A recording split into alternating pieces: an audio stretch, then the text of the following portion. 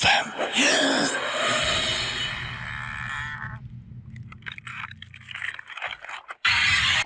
হতে চাই আপনাদের সবাইকে আবার কিরকম হচ্ছে আমি জাস্ট একটা ফান মজা আর কি। ওকে সো ওখানে আমি গিয়ে শুনলাম যে ওখানে নাকি একটা বাসা আছে, একজন লোকাল একজন বললো যে ওই বাসাটা অনেকদিন ধরে খালি পড়ে আছে, ওই বাসাটাতে কেউ থাকে না, আচ্ছা বাসাটাতে অনেক সমস্যা হয়। তখন আমি জিজ্ঞেস করলাম যে তাহলে মালিক কোথায় থাকে, তখন বললো যে মালিক অ্যাকচুয়ালি কানাডায় কোন একটা ইউনিভার্সিটির প্রফেসর, ওকে উনি কানাডার সিটিজেন হয়ে গেছে, উনি ওখানেই থাকে, বাট উনি এই বাসাটা অ্যাকচুয়ালি কিনেছে আরেকজনের কাছ থেকে, এবং এই বাসায় কেউই থাকে না, একটা কেয়ারটেকার জাস্ট বাইরে একটা বিল্ডিং এ থাকে। ওকে সো তখন আমি বললাম যে আচ্ছা ইন্টারেস্টিং, তাহলে কি ওখানে ঢোকা যাবে কিনা। তখন আমরা যেটা করলাম যে পারমিশন নিতে গিয়ে মালিক নাই, সো কেয়ারটেকার বললাম যে দেখেন ভাই আমরা অ্যাকচুয়ালি রাত্রে একটু দেখতে চাই, শুনছি বাসাটা দেখি একটু অন্যরকম। কেয়ারটেকার বললো যে ঠিক আছে অসুবিধা নেই আপনারা আসতে পারেন। আচ্ছা তো রাতে আমি গেলাম, তখন তো অ্যাকচুয়ালি আমার ওইরকম টিভি শো ওই প্ল্যানগুলো প্ল্যান করে আমি ওখানে যাইনি।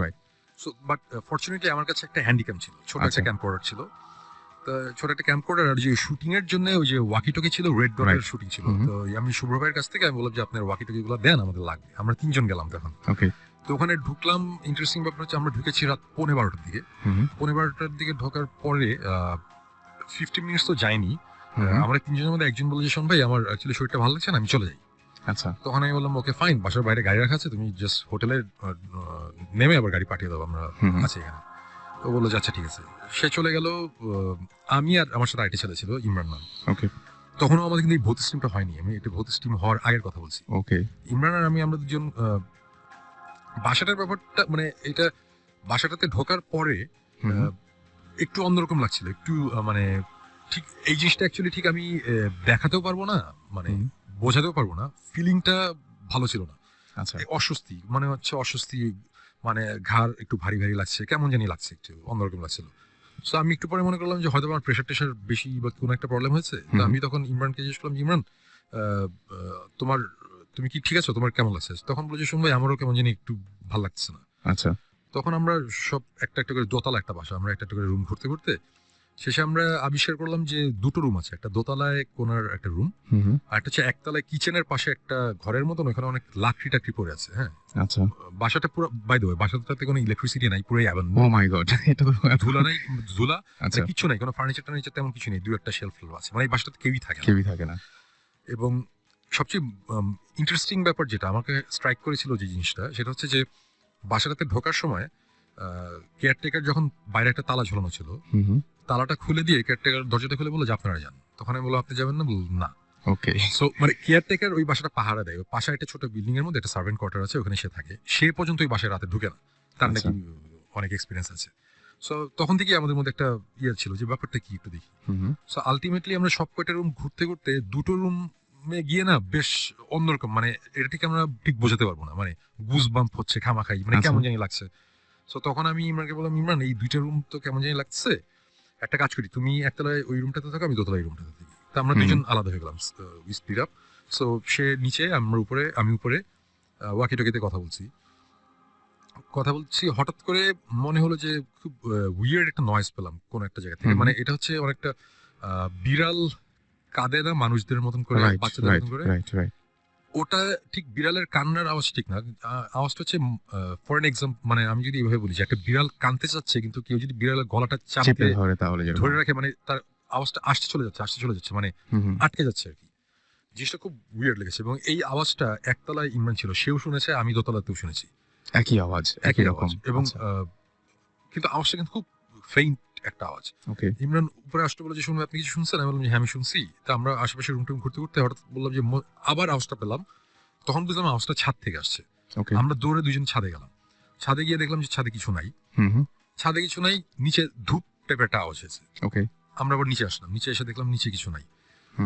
তারপরে আমি দোতলায় যে রুমটাতে ছিলাম, ওই রুমে একটা ক্লোজেট ছিল, দেয়ালের মধ্যে একটা আলমারি টাইপের দেয়ালের সাথে লাগানো ছিল, তো ওটা আমরা অনেক টেনে খোলার চেষ্টা করছিলাম, ওটা পারছিলাম না। ইন্টারেস্টিং ব্যাপার হচ্ছে আমরা যখন উপরে ছাদে গেলাম, ছাদ থেকে যখন নিচে আসলাম, এসে দেখলাম যে ওই দোতলার ওই রুমটার একটা পাল্লা অলরেডি ওপেন, খোলা। সো তখন আমার এক্সপ্লেনেশনটা হচ্ছে আমরা অনেক টানাটানি করেছি, বাসাটা অনেক পুরানো, ওটা তখন লুজ হয়ে গেছে, আমরা যখন উপরে গেছি তখন জিনিসটা খুলেছে।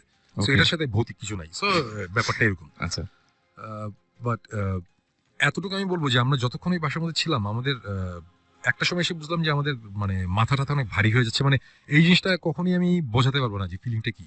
মানে অনেকটা জ্বর আসলে যেরকম লাগে ওইরকম একটু ওরকম লাগছিল। তারপরে একটা সময় আমরা ওখানে থাকতে থাকতে একটা সময় যেটা হলো যে আমি ওয়াকি টকিতে নিচে একতলায় তখন ইমরান, দোতলায় আমি, আমরা আলাদা হয়ে গেছি। ওয়াকি টকিতে ওকে বলছে আচ্ছা তুমি তো কিচেনের পাশে দেখো, মানে পুরো ঘটনাটা ছিল এরকম যে তুমি তো কিচেনের পাশে, অনেক খিদে লাগছে, দেখো তো ফ্রাইড চিকেন টিকেন পাওয়া গিয়ে ফাইলিং দিচ্ছি জাস্ট মানে হালকা করার জন্য সিচুয়েশন, কজ একটু কেমন জানি লাগছিল। আমার কথাটা তখন শেষ হয় নাই, ঠিক আমার পায়ের পিছনে, এক হাত পিছনের দিকে হবে, মানে ফ্লোরের মধ্যে মনে হলো যে খুব জোরে, মানে ভয়ঙ্কর জোরে একটা আওয়াজ, মানে কেউ একটা কিছু দিয়ে ফ্লোরের মধ্যে খুব জোরে বাড়ি দিল। আচ্ছা, ঠাস করে একটা আওয়াজ, এবং আমি ডেফিনেটলি আমি ভয় পেয়েছি। আমি সাথে সাথে ঘুরেছি যে কি, এটা একটা অ্যাবান্ডেন্ট একটা বাসা, দোতলা একটা রুমের মধ্যে আমি আছি এবং এই রুমে কিচ্ছু নাই, কোনো একটা ফার্নিচার নাই, হঠাৎ করে কিসের আওয়াজ। আমি ঘুরেছি, ঘুরে আমি কিছু দেখিনি। আওয়াজটা এতই জোরে হয়েছিল, মানে বেশ জোরে। ইমরানও দৌড়ে উপরে চলে এসেছিল, যে মানে সেও ভয় পেয়েছে যে উপরে কি হচ্ছে।